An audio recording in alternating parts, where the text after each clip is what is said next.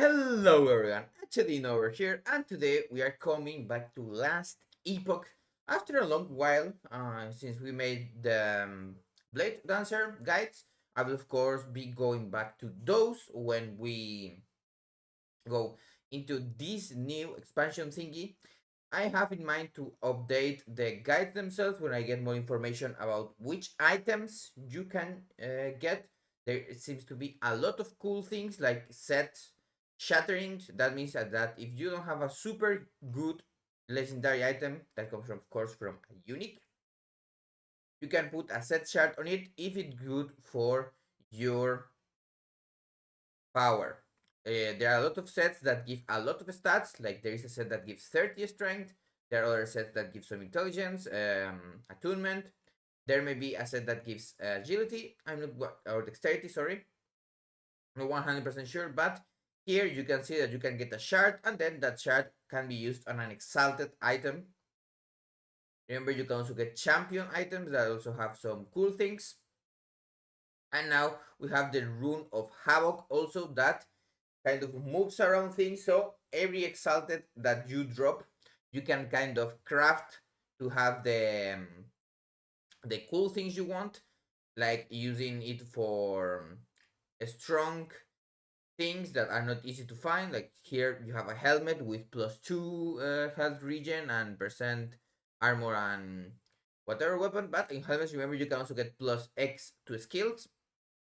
You can just, you have a tier 7 anything, you can use the rune of havoc to kind of move that tier 7 around. Of course it will cause some forging potential, but that is what it is. And now you can always have one type of set affix. Of course this means that you can put here one that is considered 2. That's from that specific set item.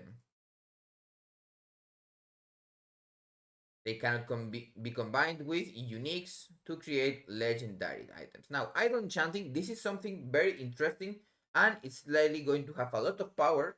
Remember, idols were quite cut and dry because you could not even reroll them or anything. So now they're going to have extra power apart from the normal mods that they have. For example, here you can see one with chance to bleed with shurikens and damage while wielding a sword, kind of decent. You can also get this extra mod and also some Weaver's Touch. This Weaver's Touch has a mechanic making it so you can get even more stats on it, and also you can re-enchant and reroll them a little bit inside the Woven Enchanter. This may be one of the main ways to get power with idols, remember, because 3 slot and 4 slot idols are very strong at giving offensive power, and even the Lagonian idols that you know, and the little ones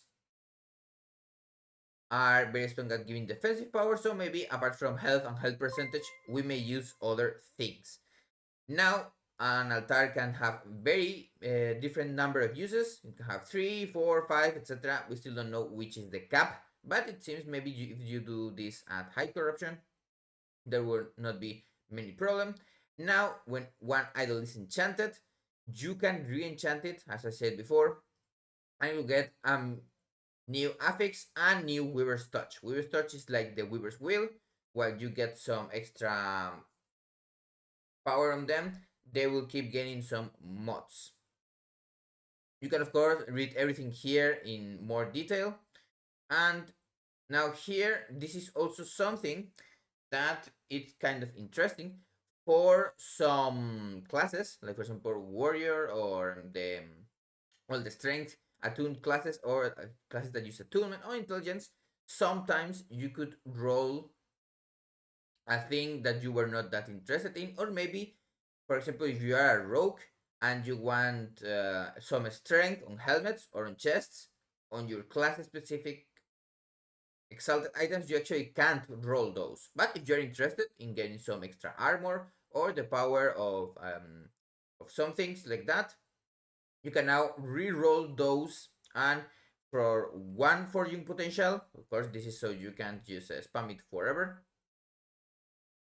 Also, just for the ones that are already crangled with 0, you can change it to that. Here you can see the tier and roll range are replaced but will be preserved. Like if you have something that goes from 20 to 24, we are going to change to the same one that goes from 20 to 24 if available. Of course, as you know, vitality, because it's a global stat that can have on all classes, is going to not be able to be chosen. That's why you only see here strength, intelligence, and dexterity in these gloves. Because attunement, I think it's also global on the gloves. But on all other places where attunement is not possible, you may be able to roll it from dexterity, strength, or intelligence. Experimental crafting, as you know, there are some mods that were very strong, like the one from potions and the one on gloves to get your armor to affect the dot damage that you take. Now they have changed a little bit the glyph of insights and the run of power or whatever, that will making it so you could have the experimental affix on items. It will be taken away, and now you can have this thaumaturgy device where you can get at least two prefixes through the thaumaturgy device, will not interfere with the work of magic, blah blah blah. And it of course must not have any experimental affixes already. You can use this on rare items and also exalted items to get these powerful mods. This of course means that if your prefixes are tier 6 or 7, there are more chance to get the good affixes. Remember, of course, before with you had to drop the item ideally at the first time with the tier 7 and then kind of seal it, and then you can use the item with other mods. But this means that you could not make these items easily into legendaries. Now, rerolling uniques, this is something that many of us have had. Like maybe you drop a lot of uniques, especially with the circle of whatever, the cough. Sometimes you drop like 10 uniques of the same one, and you go like, all of them suck, or none of them have legendary potential, or maybe they have one. Sometimes it's worse to have one because you can't egg them. Now, what you can do here is also where you fail the slams, you can have sacrifice one and then one without any potential. Of course, you need to sacrifice an item that at minimum gets the potential that you wish to reroll. So, for example, if you wish to reroll the stats on unique that has 2 legendary potential already, you need to sacrifice a legendary or another unique with 2 legendary potential or 2 chosen legendary potentials affixes. And of course, it will be reroll. If you have played Path of Exile, this is like a divine on the item, making you get new rolls. And now, this turtle makes it so you can get a reroll on the legendary potential of your items. Like I said before, sometimes when you drop one with 1 legendary potential, it might be worse because you can't exit. And it's not super bad because let me talk a little bit also about something that they talk in the interview with talkativetri.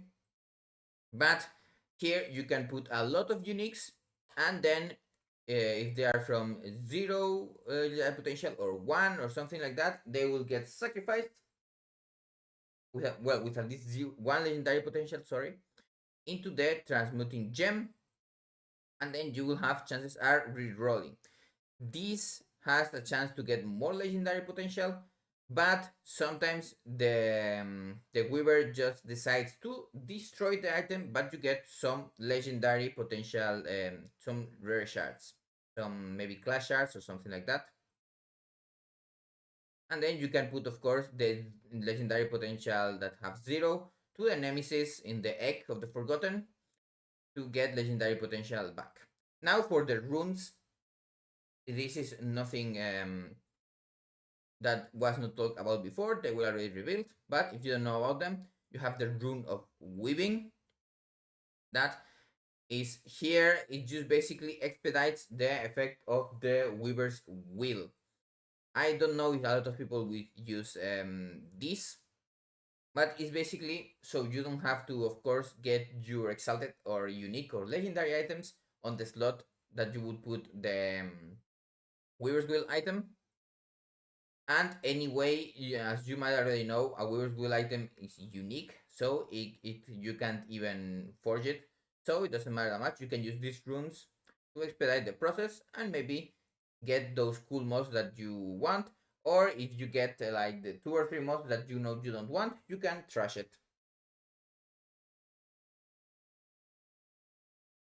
Rune of Havoc. Now, of course, this is for that one affix you wanted to tier 6 or whatever. But what you have is a Rune of Havoc. This one is the one that we talked about before, shuffles the tiers of the known sealed affixes.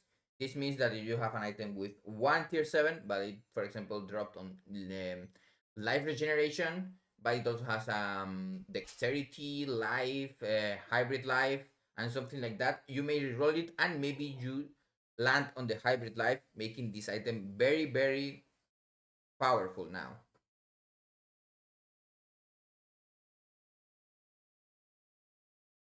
Course, you can also use this as fodder. Fodder, what does it mean? You can use one of the very rare class ones, like plus, in my case, I would use this, for example, let's say we use this on a relic, and I have some shards of levels of lethal mirage, and then I would craft only a tier 1, and if it has any other of the exalted mods at tier 7, I can use Runes of Havoc with a lot of its legendary potential to try and get that tier 1 extra levels of Lethal Mirage to be tier 7. Now, Rune of Redemption. This is, well, you just randomly change the affixes. This means that you get a tier 7 legendary potential, and then this is like a glyph of chaos on that one. Remember, you can not use runes of chaos on the usually on tier 7s. So now you can. You will of course perfect the tiers and roles, but they are randomly chosen from the sales pools that can naturally spawn. Now that these are some balance changes, I don't really didn't really mind that much about the ward bosses. It was like the same thing at the old endurance mechanic, but it was nothing crazy. You just do more damage and they die anyway. Now, of course, that means that you get to execute them um, for a long while instead of before that you get to like let's say 30%. And then you do it that extra damage there, and then they died. Now, when you get to that 30%, you still have 2 ward whole ward thingies to go, maybe depending on how hard you hit them, and some balance changes. This, remember that ward was super strong. I never used ward. I thought it was kind of cool, but not something that I would use. I'm mainly an HP enjoyer, also because it uses special uniques that I'm not that interested in, and also stats like ward retention and things like that. You can check this out. Basically, they are just nerfing it all around and making the mods more plentiful, so you need to invest more in ward decay threshold and also ward per second and other things. And then health of endurance, it's getting kind of buffed, and there are some new mods like health and HP regeneration, and the HP regeneration is a flat amount. This is of course kind of good, and here you can see it also got buffed, but quite a bit, 160 to 180 on the tier 7 affix. Now the rings and relic can also get this mod, and you can of course move it around and everything. More life regen on items. You can see this sentinel body armor with 200% health regeneration.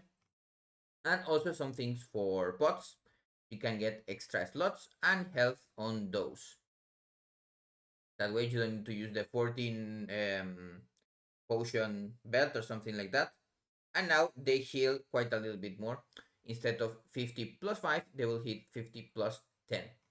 Endurance Threshold is something that now will only roll on belts. This will free a lot of, let's say, bad rolls that could happen on other items if you were not interested in this affix. But this, of course, will make it a little bit different.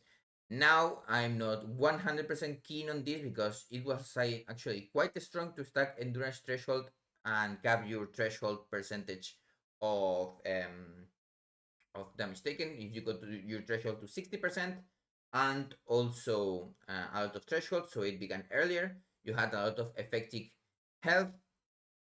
But of course, this is like PoE in the standard league, let's say. Items that already had this endurance threshold suffix will keep it. Now, as you might know also, they were already talking that most of the time, unless you did that thing to get your trash to endurance to 60% damage reduction and a lot of threshold, just getting life on that same place, or in the case of boots and belt and gloves, you can get the hip hybrid life that was even better instead of that one. Now, this damage over time, you already know that this is something that they are tweaking about. I don't play damage over time build, so I can talk a lot about this, but maybe someone will tell more people about this. Now, there are some little nerfs. The man stacking static orb, sacrificing high minion counts, falcon builds like dive bomb, potion ballista, etc. etc. Maybe they do more of these nerfs, but there are also some buffs. Flurry goes from 60 to 80, shuriken's damage go to 100 to 125. I don't know how this will affect chakrams, that is how actually many people use shurikens. Acid Splash, Tornado, Maelstrom, Icy Barrage, Dread Shade, etc. etc. 3 Black Arrows is good. Some corners will be able to be traversed now. Puncture from Bleeding Fury, and now respect Puncture's conversion. If it's converted to poison or cold, now it will grant poison or frostbite chance instead of bleed chance. This is good for the people that are using the puncture for poison things. Remember, puncture is very strong in with the talent that pops your bleed. Now I was just looking at the other ones, and there is nothing crazy for Rogue at least. And then some unique changes. Eye of Ruin got, let's say, unnerved again. You don't need to crit, you just need to hit now. Sorry, you still need to crit, but now it's still usable with things like Warpath and things with indirect attacks. This means maybe again the rolly blades that will live on the ground from Allbram blades as rogue can stack it again. Some other changes, likely a lot more changes on this, and then some new uniques that are kind of cool, but I don't know how good they will be until we get them. Of course, this Brewmaster's Buckle is kind of a good defensive one. 16% endurance is huge, and 11 vitality also.